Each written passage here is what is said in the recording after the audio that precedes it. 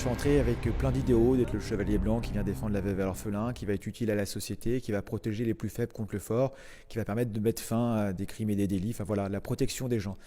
Et c'est au fur et à mesure, plus les années avançaient, plus j'ai vu l'envers du décor. En fait, on n'est plus appelé à faire ces missions-là, on doit faire du chiffre, rentrer du chiffre, de la statistique, qui sont complètement déconnectés de la réalité et du sentiment de sécurité publique. Après, on nous a demandé de plus en plus Moi, je travaille dans un service de renseignement, du renseignement sur des choses qui n'ont rien à voir avec des missions de police. Récemment, on nous a demandé que pensent les gens des discours de M. Macron.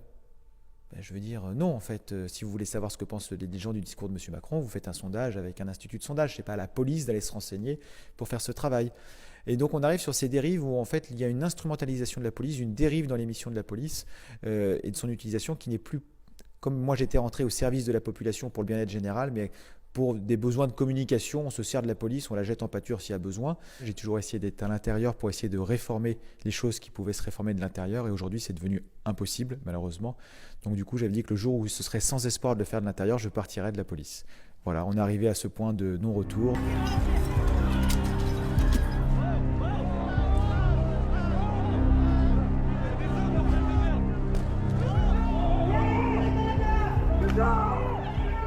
Dans la police nationale, on est sanctionné non pour commettre des violences. Il y a eu tout le mouvement des Gilets jaunes avec des personnes qui sont mortes, comme Mme Zinette Brebouane.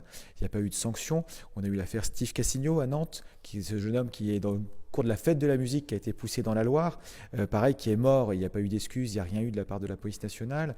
Il y a eu plus récemment M. Cédric Chouviat, qui a été étranglé sur un contrôle routier. C'est-à-dire que ça peut arriver à monsieur ou madame tout le monde de mourir en se faisant contrôler juste pour un contrôle routier et une plaque d'immatriculation sale. On ne parle pas d'un terroriste. Du coup, il y a toutes ces choses-là qui font que les fonctionnaires qui ont commis ces exactions ne sont pas forcément sanctionnés, ou ça prend beaucoup de temps. À l'inverse, quand on est à l'intérieur de la police nationale, quand on dénonce des dysfonctionnements, des dérives, on dit qu'il y a des propos racistes qui sont tenus, il y a des violences inadmissibles, des ordres qui sont illégaux, et ben on se retrouve en conseil de discipline. On se retrouve en conseil de discipline pour avoir manqué à son devoir de loyauté. On a en France une inspection générale de la police nationale qui contrôle la police, c'est-à-dire la police se contrôle elle-même. C'est une exception dans les polices européennes. D'habitude, c'est des organes indépendants pour des raisons de transparence, justement. Et donc, du coup, ça veut dire que là, quand quelqu'un a un problème avec la police, il va voir la police, qui est sous les ordres du ministre. Et si jamais ça met en cause un commissaire, un préfet ou le ministre, ben évidemment, l'enquête va vite être orientée ou enterrée. Donc, en fait, il y a ce côté qui est impossible. Et donc, la loi sécurité globale a rajouté le fait qu'on ne peut plus filmer les policiers. Ou alors si, en prenant des risques. Résultat des courses, c'est-à-dire que le seul dernier moyen de preuve de montrer ce qui se passait en interne ne sera plus possible.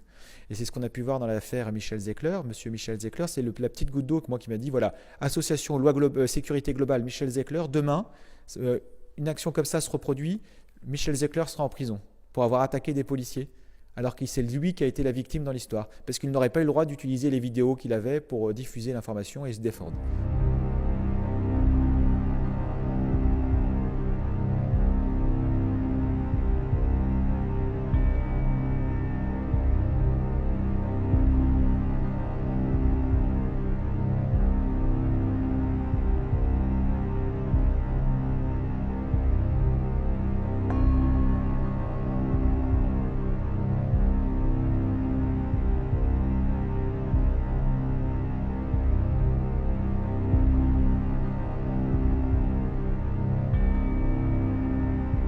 Donc je dis à partir de là, on ne peut plus rien faire, on est sanctionné arbitrairement en interne. Les moyens de preuve qui restaient, les derniers, c'est terminé.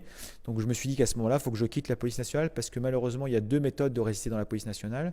Soit de faire comme j'ai fait, prendre un mandat syndical, de parler et de dénoncer haut et fort les dysfonctionnements, soit à l'inverse d'être très discret et d'essayer de faire au mieux son travail et de respecter la légalité. Et ces gens-là, il y en a encore beaucoup dans la police nationale française, heureusement, mais au bout d'un moment, ils ne vont pas pouvoir tenir. D'ailleurs, je fais la petite aparté, c'est que c'est pas pour rien que la police française a un taux de suicide de 1 par semaine quasiment, parce qu'il y a une perte de sens du métier, un management délétère et que rien n'est mis en place.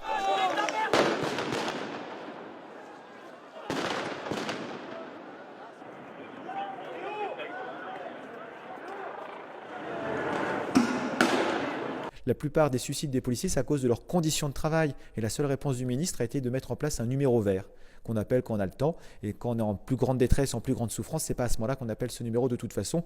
Et dans les faits, le nombre de suicides n'a pas changé. Donc en fait, il y a cette instrumentalisation de la souffrance pour faire bien dans l'opinion publique, À côté de ça, ça coûte des vies aux policiers, parce que les policiers meurent en se suicidant, et c'est la première cause de mortalité des policiers en service, malheureusement, en France.